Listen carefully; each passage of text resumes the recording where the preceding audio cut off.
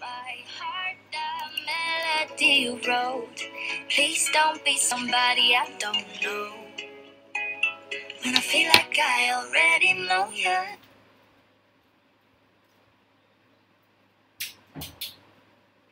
Hi guys, Assalamualaikum, apa khabar semua? Thank you again for joining kelas malam ni. So today, I don't think it's gonna be a too long of a webinar sebab I nak you faham the key concept. And the key concept yang I nak ajar malam ni is this thing called median ataupun mean untuk property values. So basically senang cerita if you faham konsep mean ataupun median ni, tak ada siapa-siapa pun orang kat luar sana tu yang boleh scam anda into beli property yang sebenarnya tak bagus. Right? If you understand this one key concept called mean ataupun median property value ni, there's no one can scam you into buying property yang orang cakap tak berapa bagus lah. So bagi saya ilmu ni ilmu yang sangat mahal, and bila kita buat road to 3 million and we have a lot of people who are coming to Far Capital to become client is because kita memakai data. And on top of that, bila dia faham konsep median tu, dia know benda ni memang bukan BS lah. Gembang sembang semua orang boleh cerita property ni boleh terbang kiri kanan depan belakang dan apa semua kan. Tapi at the end of the day, data tu is very clear lah. Benda tu boleh ke tak boleh buat. Right? So therefore guys, like I said, I hope you pay full attention sebab macam saya cakap, this video is too valuable for us to biar macam tu je. So therefore, please tengok, fahamkan the next 24 jam. Tengah malam besok macam biasa kita akan buang video ni. Right? So siapa belajar dapat, siapa tak belajar dan nasib lah. Kita dah bagi free pun, bagi masa 24 jam pun tak nak buat kan. So apa tu, dan susah sikit lah nak cakap macam tu kan. So macam mana nak jadi kaya kalau komitmen tu tak ada. Now I'm going to quickly share my screen malam ni untuk benda ni. And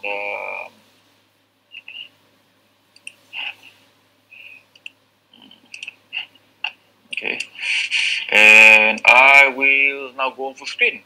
Christina, can you confirm that we are now on full screen and the audio is okay? Yes. Alright. By the way, salam satu kapitalis semua, salam OPR jatuh semua.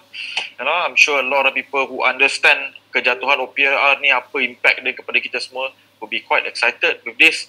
Kita orang macam tak excited langsung pun simply because dah cakap benda ni dah berbulan-bulan kot. My client dah tahu daripada awal hujung tahun lepas. A lot of my staff, you know, we've been having discussion macam apa jatuh. So bila benda tu jatuh macam okay lah, tak ada apa sangat. Right? So hari ni macam cerita tadi, this is going to be a very important lesson, and kita nak ajar konsep mean ataupun median property value supaya anda tak boleh kena klepet dengan siapa-siapa pun bila cerita pasal nak beli property yang betul ataupun yang salah. Right? So benda ni sangat-sangat penting, especially kalau you guys nak berlabur dalam primary market ya. So kalau secondary market yang mana yang harga lebih pada median, dia akan jatuh juga. So jangan jangan fikir yang kalau you beli property pada secondary market selamat, property tu takkan jatuh. Guys, mean atau median tu adalah harga pertengahan. Kalau korang terlebih bayar, kebarangkalian dia untuk jatuh tu tinggi.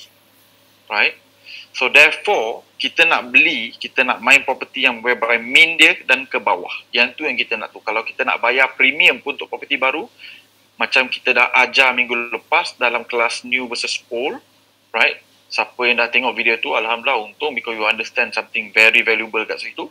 Yang mana yang tak faham tu, well, what can I say? Benda tu kita dah ajar minggu lepas, tapi kalau tak tengok juga dan tak boleh cakap apa. Right?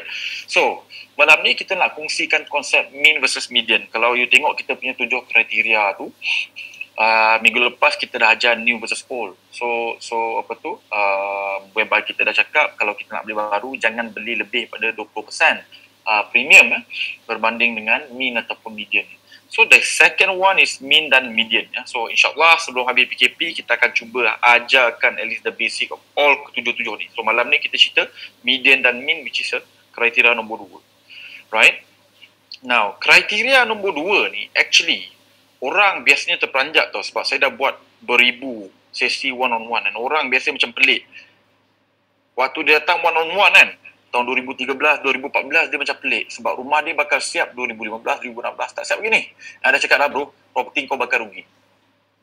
Dia macam biar betul lah, Mamat ni sembang je lah kot, dia nak cerita pasal property dia yang bagus kan, so dia nak kutuk property aku lah. Ni memang biasa komen yang kena kan. And then bila 2014 tu dia datang one-on-one, dia akan datang balik 2017, 2018 dan dia akan cakap, bro, you are right. Aku lose money on this property. Now, kenapa?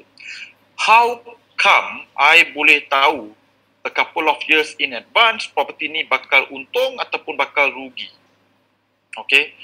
And the answer to that, this particular crystal ball yang ada ni, dalam gambar ni, is this concept of mean ataupun median property value, right? So, mean atau median tu adalah harga pertengahan. So, maksudnya apa harga purata orang sanggup beli property tu kat kawasan tu. Kalau you faham konsep ni, you takkan salah beli. Besar kemungkinan you takkan salah beli, right? Tapi again, jangan belajar separuh, right? So, you kena faham konsep ni betul-betul.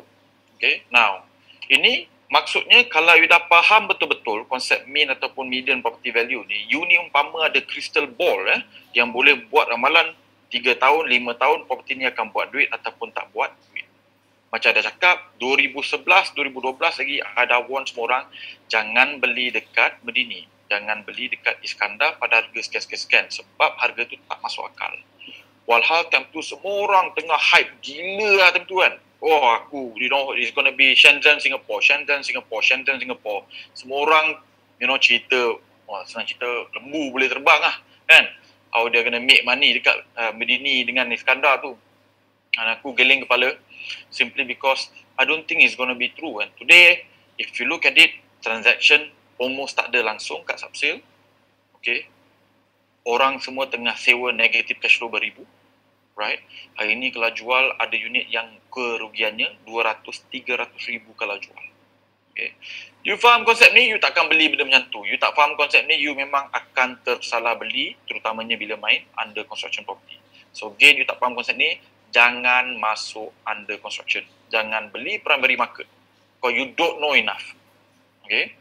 Now, kalau mereka yang tak faham konsep crystal ball tu, ini konsep senaru dekat Malaysia lah. Malaysia kita pakai Raja Bomoh.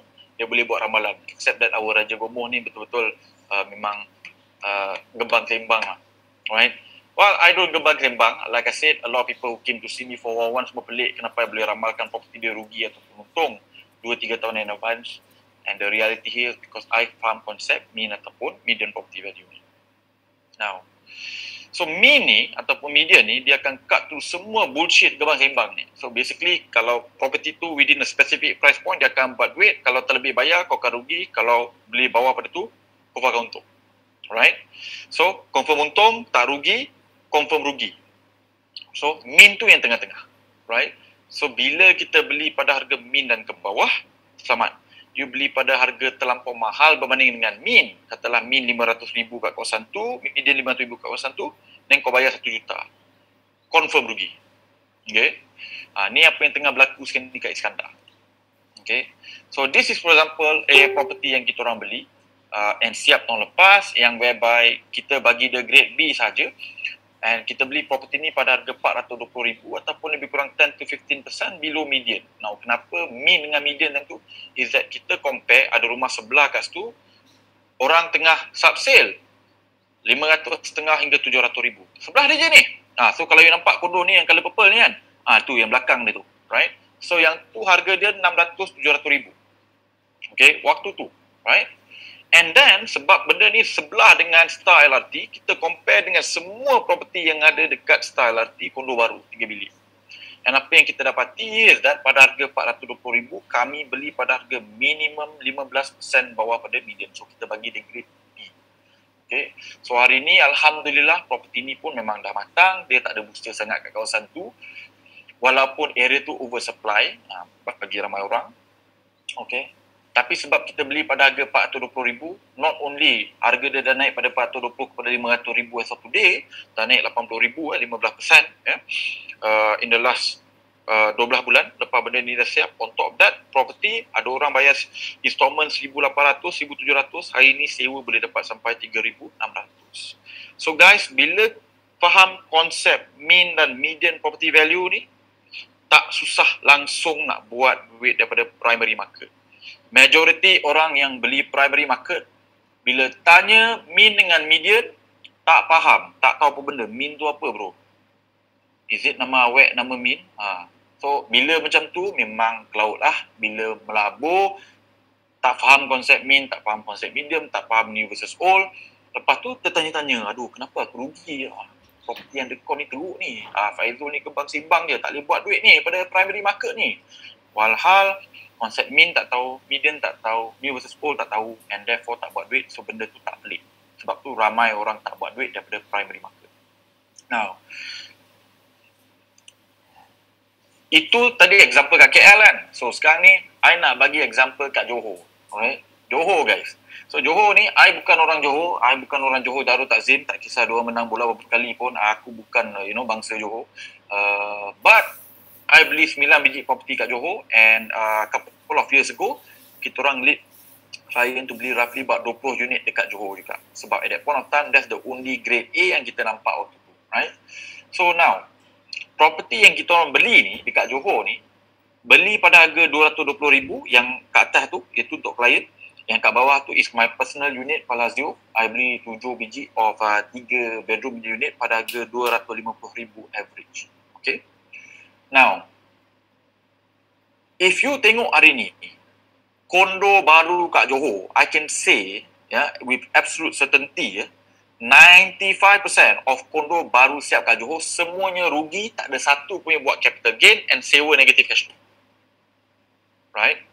But how come saya dapat buat duit? My 20 orang klien yang beli and follow tu pun dapat buat duit. Why? Berlambak orang tengah rugi ni kat Johor ni. Tapi kita orang ni kenapa boleh buat duit? And the answer is that kita orang ni faham konsep mean dan faham konsep median.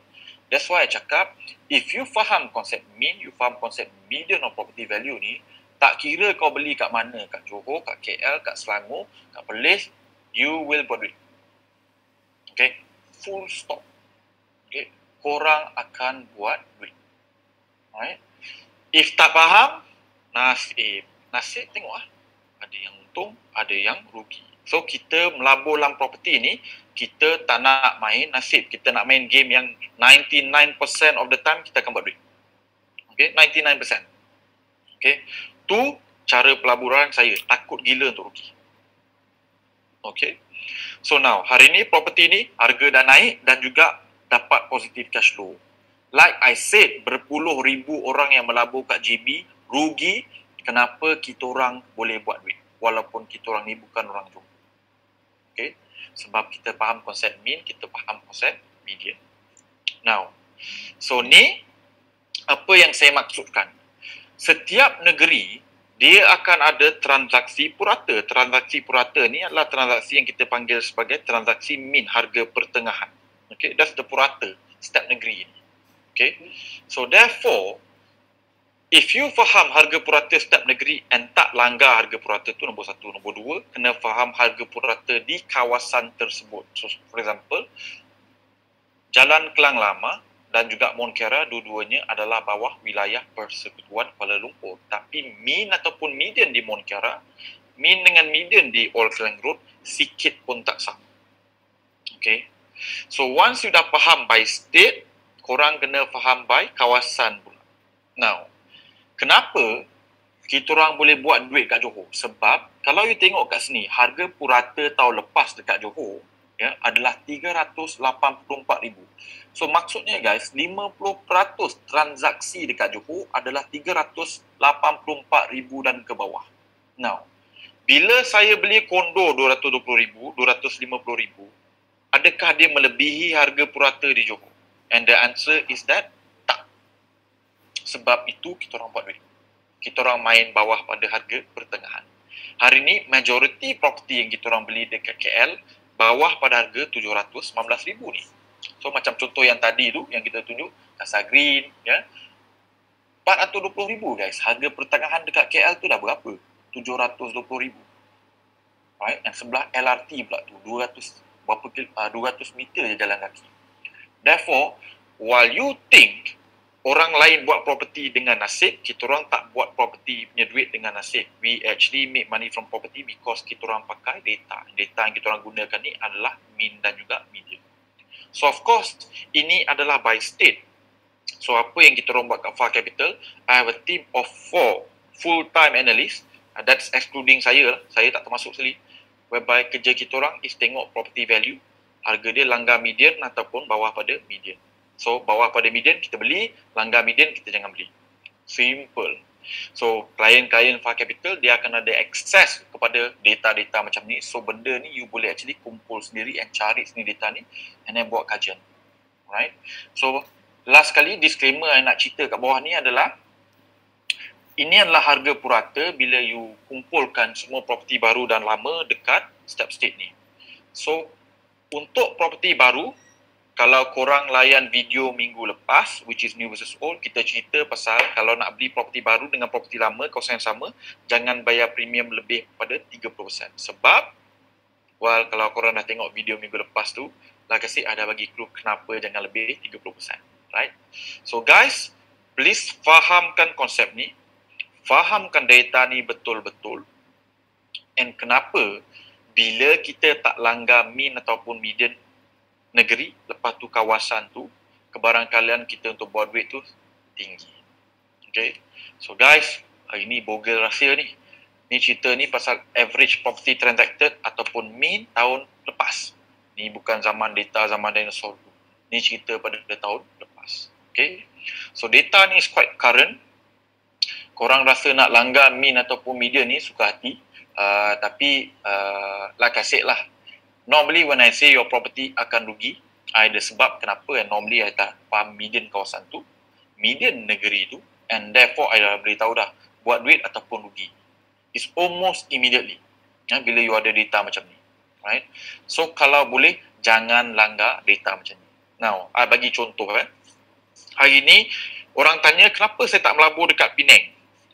Korang tengok sendiri data dekat Penang ni. Purata harga rumah dekat Penang adalah 377,000 saja, tapi majoriti kondo yang kita orang pun cakap spek dia sama macam yang tengah kita orang beli kat KL ni, purata harga adalah 500 hingga 700,000. Macam mana nak buat duit? Sebab purata harga baru 377, tak sampai 400,000, tapi yang properti baru tu semua 600,000 ke atas. Dah lah sewa teruk gila kat Penang. Right? Sebab dia punya sewa memang rendah. So therefore kalau you tengok median dah langgar, cash flow teruk, negatif cash flow 1,000 sebulan. Therefore buat masa ini until harga di Penang jatuh, kita takkan tengok Penang. Okay, bukan sebab I benci Penang. Tak ada, I like my nasi kandar, I like my mi goreng kat sana. But to me my investment is all about numbers. So nombor tu takkan tipu. And kenapa kita orang masih melihat dekat Johor? Sebab kalau korang tengok kat sini, sewa dekat Johor actually boleh jadi lagi mahal berbanding dengan Penang.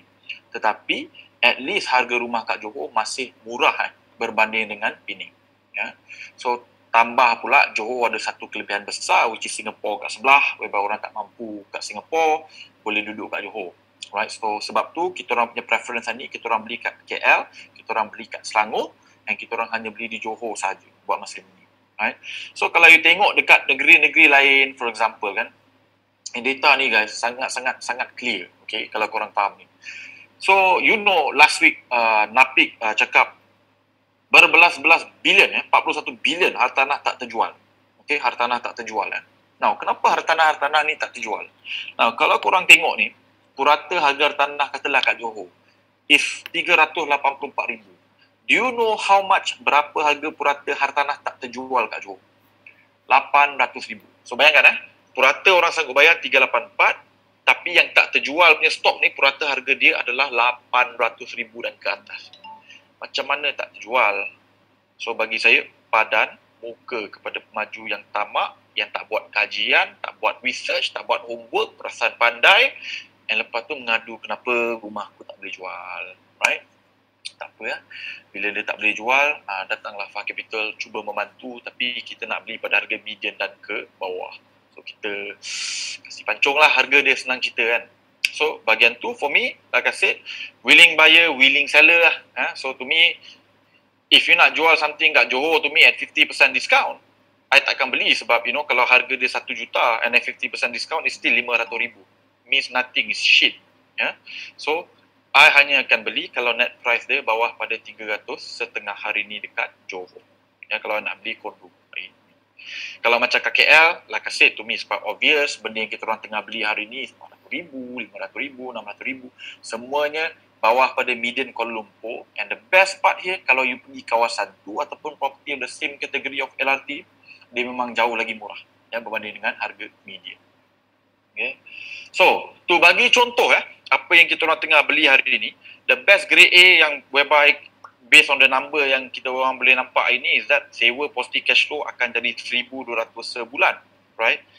Now, kita orang tengah beli rumah ni pada harga tak sampai 500,000 tapi median kawasan tu is 900 guys. So kau bayangkan, kita orang tengah beli pada harga 600,000 dan ke bawah. Unit saiz kecil 400 lebih ribu pun ada, dan unit saiz besar 600,500. Okay, 600,500 yang besar lawan dengan median kawasan tu 900,000. So median ni is harga ataupun min ni is harga pertengahan kat kawasan tu. Landed kat sebelah dia 2 juta, 3 juta. Sebelah-sebelah dia. And kita orang tengah beli ni, kondo ni, pada harga 400,500 all the way to 600,500 sahaja. So for me, there's no question kita akan buat duit daripada property. Sebab tu dia grade A. Right? And the next grade A yang kita orang tengah beli is something slightly better than Casa Green. Sebab Casa Green hari tu grade B kan. So yang ni grade A. Okay. And harga dia tak sampai pun 400,500. Ya. 2 key lagi. Dekat dengan LRT. Right. So like I said, these are grade A property sebab apa? Dia lebih kurang 20% hingga 40% bawah pada harga min ataupun median. Grade B kita orang pun is about 10% below pada median. So that's how kita orang pilih 4 property ni. Inilah property yang Far Capital Client sedang sibuk beli sebab dia dah nampak research tu jelas nyata, kita beli pada harga median dan ke bawah, kita beli property baru pula tu, and therefore kebaran kalian untuk buat duit tu insyaAllah is quite high lah. Ya, tak payah tunggu property buran pun boleh buat duit, but insyaAllah if we really have a property buran which as per like I said hari ni 90% possibility dah kita akan ada property buran tu, I think a lot of clients will be very very happy lah. Ya, benda-benda yang kita budget boleh buat 50,000, insyaAllah boleh buat 100,500, you know, because well over property buran lah. So guys, so hari ni I dah ajar konsep yang sangat penting which is min dan median. Orang tak faham benda ni, tolong jangan beli primary market. Just main subsale, just main lelong. Tu sama. Dah cakap berkali-kali ni. Ya? Now, so I nak bagi you assignment. So sebelum you beli apa-apa property ni, kan, you kena tanya yourself this question. Kat kawasan tu, katalah korang nak beli benda ni kat Bangi ataupun korang nak beli benda ni kat Kajang, right? Apa harga min dan median property value yang lebih kurang sama di kawasan tu? Right? Selagi kau tak jawab soalan ni, kau jangan beli. Okay? Sebab if you don't even know, then you tak tahu whether you akan buat duit ataupun rugi beli property ni. So you nak gamble ke today? You don't, right? So kita nak guna fundamental. Ambil data, dah ada data baru kita beli. Okay? And nombor 2, if you watch the video last week, are you paying a fair premium of new versus old? So for example, old property kat situ berapa harga pertengahan dia? Property baru berapa harga pertengahan? So korang punya property lagi baru kan? Apa harga yang korang tengah beli ni? Is it comparable dengan property baru lain? Or is it even lagi murah? Ya, so kalau lagi murah tu memang power lah, grade A. Right? But kalau tak, then that means korang mungkin terlebih bayar, therefore mungkin akan rugi kalau beli. So I dah bagi warning siap-siap. Dah bagi rahsia besar ni malam ni. Okay, now. So kita akan ada Q&A, okay, hari Khamis ni. So apa tu? I think what you can do here is that why don't kita buat this test of new versus old, okay, dekat sesi tu. So korang boleh letak 10 property, seorang satu lah kan. But kita akan ambil 10 property yang whereby di 10 property ni kita akan bagi tahu min dengan median dia betul ke tak betul, boleh beli ke tak boleh beli. Right? So if you want to make it exciting lah. But kalau tak nak, kita je jawab soalan macam biasa pun boleh. But like I said, I think it's good to basically put this orang cakap new versus old and min dengan median ni to test. Right? So why don't korang letak property yang korang tengah consider untuk beli, and kita akan bagi tahu dengan you benda ni atas, bawah ataupun follow harga min dengan median. Okay? So kalau nak, you can start posting hari ni. Lepas tu nanti my team will pick up, and then those 10 property tu kita akan terus buat review live on the spot dekat FRPG on Thursday. Right? So power kan. Dah lah dapat belajar free. Lepas tu dapat property review lagi juga for free. Okay. So macam biasa guys, I dah cakap dah. So group ni takkan jadi free untuk selama-lamanya. Kita akan mula chargekan bayaran because I think we give so much value dalam group ni to the point whereby apa tu? I think a lot of people will be safe from buying bad properties. And like I said lah, ilmu mahal ni kalau you tak letak any form of harga, orang akan rasa ilmu tu ilmu tak guna, ilmu buang zimbang je. Alright, padahal data apa semua yang kita tunjuk tu sangat-sangat bernilai macam yang kita tunjuk ini. So guys, ajak kawan-kawan, family members sebelum kita tutup benda ni for free. Lepas ni kena bayar 299. So ni bukan cerita tipu, this is for real. Okay, this is not the drill. Habis je PKP, bayar. Okay, now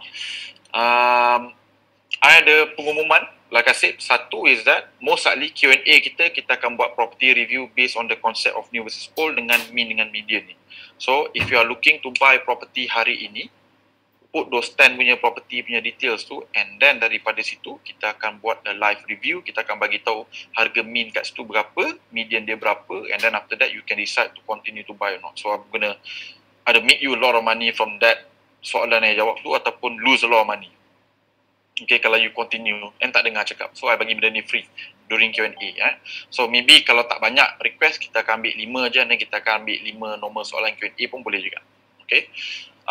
Second thing here is that tomorrow will be very, very, very exciting punya webinar. Okay, very, very exciting punya webinar whereby I akan panggil one of my mentor. Like I said, my mentor ni power gila. Masalahnya dia punya investment strategy tu tak semua orang boleh buat. So even for me, I cannot afford to go and do it. Tapi I think it's important to belajar daripada orang yang dah berjaya. My mentor ni, despite rupa dia yang muda remaja kalah I ni, dia sebenarnya umur dia dah 55. Dah lah apa tu? Dah lah kaya, handsome gila pula tu kan. So therefore, banyak orang cakap kan, sometimes there's no such thing as ugly people, just poor people lah. So I think dalam case ni nampak macam real.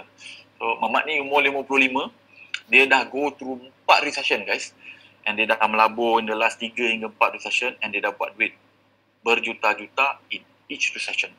So besok kita akan grill dia dah bersetuju nak datang belajar sebab we have trade lah basically. Dia ada benda yang dia nak belajar dengan I ada benda yang nak belajar dengan dia, dan I cakap dengan dia, Sifu, you kena datang ajar student-student I, tunjuk bagi motivasi sikit kan. Sebab I pernah lalu one recession buat 5 juta je, but dia dah lalu 4 guys, 4. Right, so like I said, my mentor bukan calang-calang, buat kata budak-budak Twitter bukan kaleng-kaleng gitu kan. So I tak pernah lagi bawa any mentor live untuk diperkenalkan kepada public. This gonna be the first, right? And alhamdulillah dia jenis yang tak kisah nak ajar, dia tak kedekut ilmu sebab tu kaya kan. And apa tu, you know how this story, kalau apa tu, Mamat tu betul-betul power sangat ilmu dia, kenapa dia nak ajar orang kan.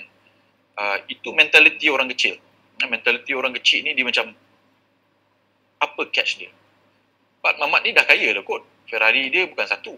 Right? So therefore, he doesn't have to do it. He's doing it as a favor to me.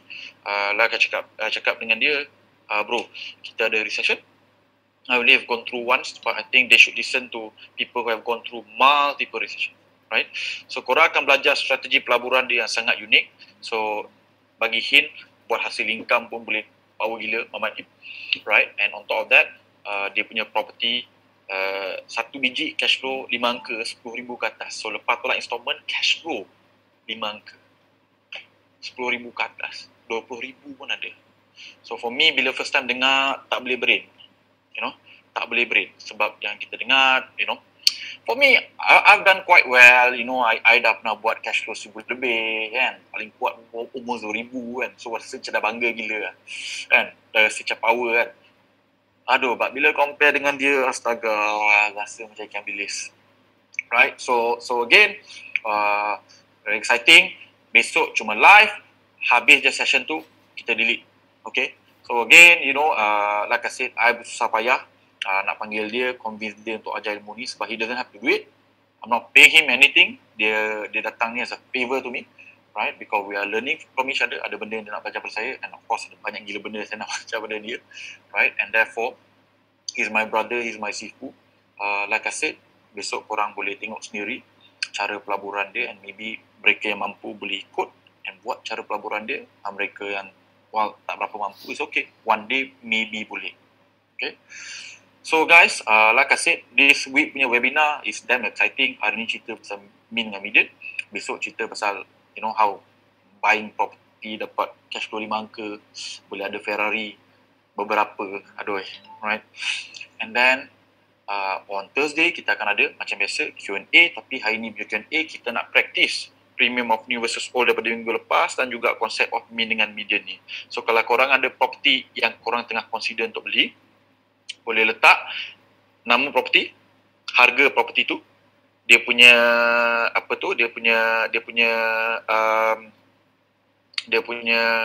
size, ya, nama, property size dengan kawasan. And kita akan buat live review, kita akan bagi tahu kenapa ni lebih pada Median ataupun kurang pada Median. Okay, so looking forward, and of course kepada mereka yang nak consider untuk jadi klien, boleh register kepada session kita on Friday, whereby kalau you nak beli kan property yang I cakap bawah pada Median ni kan, dah penat kan beli property rugi melampau Median kan, pada belajar konsep ni hari ni, and you know, and you want to consider to become a client sebab you believe in our strategy, beli property pada Median, okay, you can register for Friday punya session, ya. So Friday punya session tu is not just about criteria to be client. We will actually share kriteria pembelian kita untuk tahun. Okay. So guys, thank you so much for your time tonight. I hope you've enjoyed the lesson malam ni. Like I said, the lesson is not a long one, tetapi it's a very important lesson. Kau faham benda ni, susah gila nak rugi. Tak faham, sama ada raya. Right? Ada kebarangkalian untuk rugi tu tinggi. Okay. So insyaAllah, I will see you tomorrow night pukul 10 malam with, you know, one of my mentor who is a very successful property investor sampai dapat beli Ferrari. Okay. And kita akan interview dia. I will interview dia. And then korang dengar sendirilah macam mana dia buat lalui 4 recession, melabur, dan dia punya level of kehidupan hari ni kita ni tengok memang alio beleleh lah, you know. Kluster kayangan tu nampak miskin kalau berbanding dengan dia, okay. So tu je lah I boleh cakap. Anyway, very nice guy, very humble guy, you know. And therefore very looking forward to interview dia besok depan semua orang yang ada kat FRPG. This is a FRPG exclusive, tak buat kat luar. Like I said, habis terus buang. Okay. So guys, lepas tu Thursday kita akan buat Q&A, and then of course Friday siapa yang nak jadi klien kita akan buat webinar, biasanya buat 2 jam macam tu, and you can then explore the possibility of becoming a client. InsyaAllah, see you tomorrow night. Assalamualaikum guys, love you, good night, bye.